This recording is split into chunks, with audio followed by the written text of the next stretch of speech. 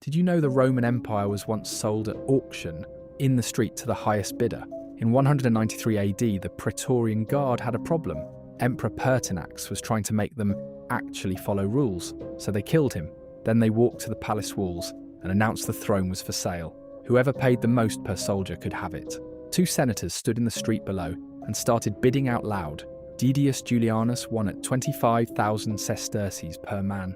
He walked through the palace gates, and the same men he had just bribed declared him Emperor of Rome. He ruled for 66 days. When a real army marched on the city, the Senate sentenced him to death. He was executed in a palace bathroom by a soldier who barely knew his name. But here is the part that stays with you. No one in that street seemed shocked. No outrage, no riot. Just two men with money and a guard with a price.